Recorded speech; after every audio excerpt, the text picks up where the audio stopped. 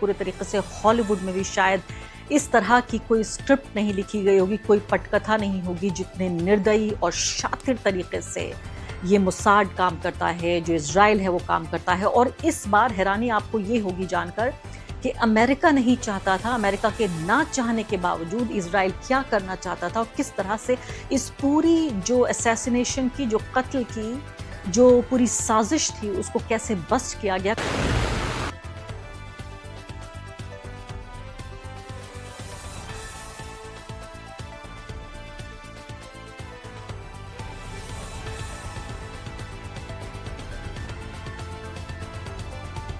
जिसकी हफ्तों से तैयारी हो रही थी वो दिन अब आ चुके हैं। जी हाँ, तेहरान में अयतुल्ला अली खामनेई, ईरान के सुप्रीम लीडर, जो वहाँ के राष्ट्रीय अध्यक्ष भी होते थे, जिनको जंग के पहले दिन अमेरिका और इजराइल के जॉइंट ऑपरेशन ने उनकी हत्या कर दी थी, उन्हीं का जो ताबूत है वो आखिरकार तेहरान पहुँच चुका है। ये तस्वीरें आप अपनी स्क्रीन पर फिलहाल देख रहे हैं। एक पूरा एक क़यामत जैसा मंजर फिलहाल तेहरान में नज़र आ रहा है। ये कई दिन का ये पूरा जो उनके जनाजे का कार्यक्रम है, उसके जुलूस अलग अलग जगहों पर जाएंगे और आखिर में जो मशहद शहर है ईरान का, वहाँ उनको दफनाया जाएगा, क्योंकि मशहद में ही बताया जाता है कि उनका जन्म हुआ था। तो फिलहाल इस ताबूत को आप यहाँ पर देख रहे हैं और उस जगह पर उनको ले जाया गया, उस ताबूत को जहाँ की उनकी हत्या की गई थी। मैं आपको कुछ ही पलों में एक ऐसी कहानी बताऊंगी जो सिहरन पैदा कर देगी कि इस पूरी जंग के दौरान सोचिए ईरान ने अपने आप को कैसे बचाया। इस्लामाबाद से निकली वो कहानी जहां पर ईरान के दो सबसे महत्वपूर्ण व्यक्ति, अयतुल्ला अली खामनेई की हत्या के बाद उन दोनों की हत्या की पूरी योजना थी इजराइल की, और कैसे खुफिया जानकारी मिली और खुफिया जानकारी मिलने के बाद पाकिस्तान के जहाज़ों ने एस्कॉर्ट करके कैसे पहुंचाया और फिर पूरा का पूरा प्लान बदल दिया गया ईरानी नेताओं के जरिए। वो जिस शहर में जाने वाले थे वहां ना जाकर कहीं और गए, पहाड़ियों में छुपा हुआ ये पूरा राज, जो न्यूयॉर्क टाइम्स ने इस राज को बाहर लेकर आया है। कुछ ही पलों में आपको ये तमाम जानकारी मैं दूंगी, और उससे पहले आपको बता देती हूँ ये तमाम तैयारियां जो चल रही हैं, और भारत का भी डेलीगेशन गए हैं वहाँ। कई एक डेलीगेशन में हमने देखा है कि महबूबा मुफ्ती यहाँ पर दिख रही हैं, सलमान खुर्शीद हैं, और उन्होंने अपने जो मैं कहूँगी कि श्रद्धांजलि दी है, उनको अपना श्रद्धांजलि वहाँ पहुँचे डेलीगेशन। उसके अलावा एक सर्वधर्म डेलीगेशन जिसमें अलग अलग धर्मों के लोग थे, उसको भी आप स्क्रीन पर यहाँ देख रहे हैं कि वो लोग भी वहाँ पहुँचे। दोनों ने जाके भारत की तरफ से अलग अलग डेलीगेशन ने यहाँ पर अपना जो श्रद्धांजलि देनी थी वो दिया। इसके बाद कुछ ही घंटों में शुरू होने वाला है वो कार्यक्रम भी, जहां जो अधिकारी हैं अलग अलग देशों से पहुंचे हुए, यानी सरकारी अधिकारी यानी नेता लोग पहुंच रहे हैं, वो लोग श्रद्धांजलि देंगे। इसमें पाकिस्तान के प्रधानमंत्री शहबाज शरीफ भी शामिल हैं, और इसके अलावा भारत से भी एक डेलीगेशन गया है जिसमें कि विदेश राज्य मंत्री मौजूद हैं और साथ ही बिहार के गवर्नर भी हैं। वो तस्वीरें आएंगी तो आपको दिखाई जाएंगी, लेकिन फिलहाल जो तस्वीरें आ रही हैं वो अलग अलग आ रही हैं। टर्की के जो वाइस प्रेसिडेंट हैं वो वहाँ पहुँचे तेहरान, और साथ साथ उन्होंने ईरान के राष्ट्रपति से मुलाकात की। इसके अलावा ये तमाम जो मैं आपको ताबूत में जो लाल झंडा दिखा रही हूँ आपको, ये झंडा ताबूत पर लगाया गया और इमाम रज़ा दरगाह का एक विशेष लाल झंडा रखा गया। रिपोर्ट ये बता रही है ताबूत के ऊपर, और जो इस्लामिक जो मान्यता है उसके मुताबिक इस लाल झंडे का मतलब ये होता है कि इंसाफ और शहादत। ये लाल झंडा, ये मुझे बता रही है रिपोर्ट कि इसका मतलब होता है न्याय की मांग और शहादत, साथ साथ इंसाफ की मांग और शहादत, ये मतलब होता है। और उनकी जो आखिरी सफ़र है उसकी तस्वीरें आप देख रहे हैं, और खामनेई साहब के पार्थिव शरीर वाले ताबूत को उस जगह पर ले जाया गया। मैंने आपको बताया जहां उनकी हत्या हुई है। एक ही पली में रुकिए, मेरे साथ आप बने रहिए। आपको मैं बताऊंगी कि इस्लामाबाद से लौटते वक्त वो कौन सी कहानी है। मुझे लगता है कि पूरे तरीके से हॉलीवुड में भी शायद इस तरह की कोई स्क्रिप्ट नहीं लिखी गई होगी, कोई पटकथा नहीं होगी जितने निर्दयी और शातिर तरीके से ये मोसाड काम करता है, जो इजराइल है वो काम करता है। और इस बार हैरानी आपको ये होगी जानकर कि अमेरिका नहीं चाहता था, अमेरिका के ना चाहने के बावजूद इजराइल क्या करना चाहता था और किस तरह से इस पूरी जो असैसिनेशन की, जो कत्ल की, जो पूरी साजिश थी, उसको कैसे बस्ट किया गया, कुछ ही पलों में मैं आपको बताती हूँ। तो ये तस्वीरें आप देख रहे हैं, पहली तस्वीरें झलकियाँ सामने आ चुकी हैं, और इसका पूरा सीधा प्रसारण प्रेस टीवी के जरिए भी हम तक पहुँच रहा है। अब मैं आपको बताती हूँ वो पूरी बात जिसका इंतज़ार आप कर रहे हैं। तो ये अमेरिकी रिपोर्ट के मुताबिक अमेरिकी अखबार न्यूयॉर्क टाइम्स में रिपोर्ट छपी है कि अमेरिकी अधिकारियों को ये डर था, ये बात अब रिकॉर्ड पर लाई जा रही है कि अमेरिकी अधिकारियों को ये डर था कि ईरान के 2 महत्वपूर्ण लोग, उनके विदेश मंत्री और जो उनके मुख्य वार्ताकार हैं, दोनों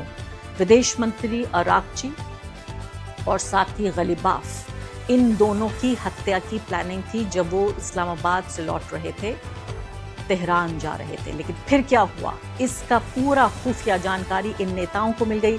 ईरान के पास भी खुफिया एजेंसी से पैसा नहीं है, इजराइल और अमेरिका के पास ही है, ईरान के पास भी है। और बताया जा रहा है इस रिपोर्ट में कि पाकिस्तान ने भी मदद की।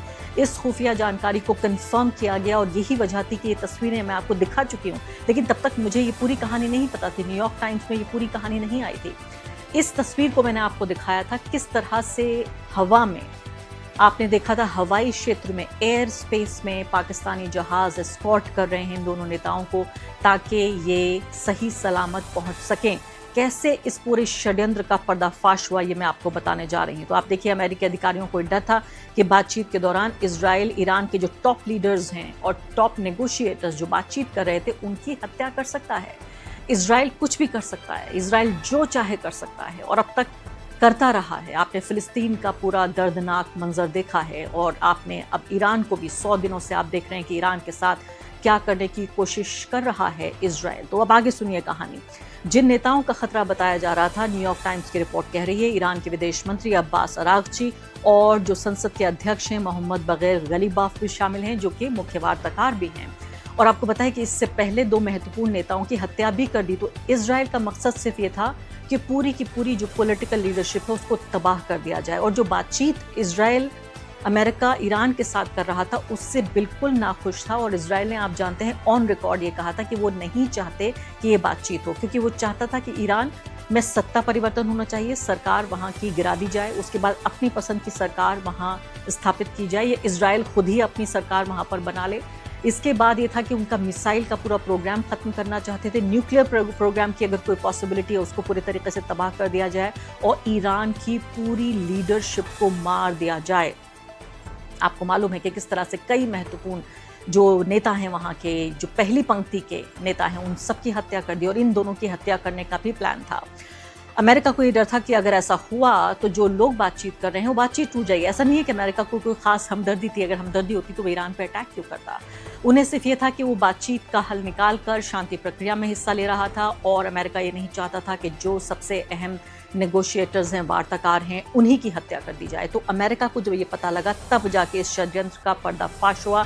अमेरिका के कुछ क्षेत्रीय देशों के जरिए ईरान को सूचना पहुंचाई। आप सोचते हैं किस पैरेलल यूनिवर्स की ये बात है कि वो मुल्क जो लगातार अटैक कर रहा है, वो मुल्क जिसने हमला करके 200 के आसपास ईरान की मासूम बच्चियों को स्कूल पर हमला करके तबाह कर दिया, उनकी हत्या कर दी। और मैं आपको ये बताना चाहती हूँ कि जो लोग अभी एयरपोर्ट पहुँच रहे हैं, तेहरान एयरपोर्ट खासकर, वहाँ पर उन बच्चियों के बस्ते, उनके जूते वहाँ एयरपोर्ट पर, ये तस्वीर देखिए, ये आपको रखी हुई वहाँ नज़र आ रहे हैं।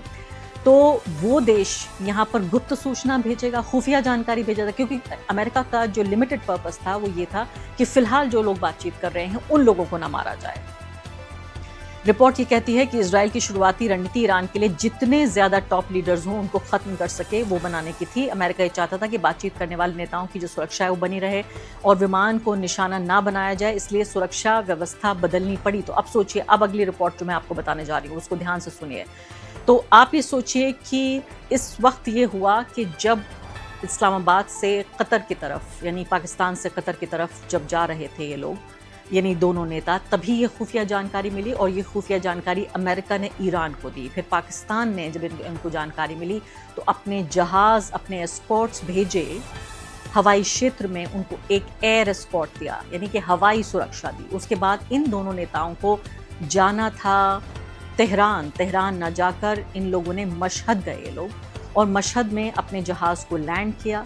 मशहद उतरने के बाद यानी पूरा प्लान बदल दिया गया सिर्फ कुछ ही सेकंड के भीतर। वो कुछ सेकंड्स ऐसे थे जिन्होंने इनकी दोनों जो टॉप लीडरशिप थी उनकी जान बचा दी। वरना भी हमारे सामने कहने को लिए ये नहीं बचता कि अब्बास अरागची या इसके अलावा अली लारीजानी जैसा ही उनका फेट हो जाता, उनकी डेस्टिनी बन जाती और दूसरे नेता गलीबाफ, ये दोनों हमारे बीच नहीं होते। और उसके बाद 8 घंटे की यात्रा करके वहाँ से और फिर जहां उनको जाना था वहां वो पहुंचे।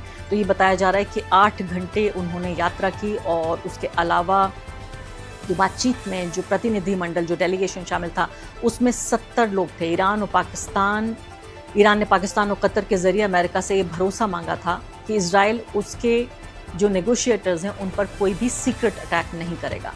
बातचीत के लिए मैंने आपको बताया कि 70 जो हैं अधिकारी वो शामिल थे और पाकिस्तान ने ईरानी विमान को अपनी सीमा से इस्लामाबाद तक और वापसी में लड़ाकू विमानों की सुरक्षा दी। यानी जो आप देख रहे थे स्क्रीन पर वो फाइटर जेट्स थे, वो एस्कॉर्ट्स जो थे वो फाइटर जेट्स थे। और वापसी के दौरान ईरान को खुफिया सूचना ये मिली कि इजराइल विमान को निशाना बना सकता है। ईरान का दावा है कि इजराइल के 2 लड़ाकू विमान इराक की तरफ से ईरान की हवाई सीमा में घुसाए थे, इराक की तरफ से घुसे इजराइल के जो ये फाइटर जेट्स थे। खतरे के बाद विमान की मशहद में एक इमरजेंसी लैंडिंग कराई गई और जो उनका डेलीगेशन था वो 8 घंटे सड़क के किनारे, और वो भी उन्होंने वो रास्ता नहीं अपनाया जो आम रास्ता होता है, पहाड़ियों से होकर गुजरते हुए न जाने किस तरीके से अपने ही मुल्क में लैंड करने के बाद ये लोग तेहरान पहुंचे। और उसके बावजूद ये आप सोचिए कि ये किस जिगर की ये बात है कि फिर भी अलग अलग मुल्कों में, चाहे वो स्विट्ज़रलैंड हो या उसके बाद वो कतर हो, वहाँ पर अलग अलग मुल्कों में ये डेलीगेशन गया और इस डेलीगेशन ने अमेरिका से बातचीत की। फिर भी इस सब के बावजूद सब कुछ दाव पर लगाकर, हालांकि ये बात तय थी कि ये मारे जा सकते हैं, उसके बावजूद भी आप इन बहादुर लोगों को देखिए, ईरान के क्या जांबाज लोग हैं ये। इस सब के बावजूद ये चाहते थे कि शांति हो, अमन हो, और इसलिए उन्होंने ऐसा किया। तो साफ हो गया इस घटना से कि अमेरिका क्या चाहता था इस युद्ध से और इजराइल क्या चाहता था इस युद्ध से और ईरान क्या चाहता था। यानी कि ईरान, अमेरिका और इजराइल जो साथ में इस जंग को लड़ रहे थे, दोनों अलग अलग चीज़ें चाहते थे।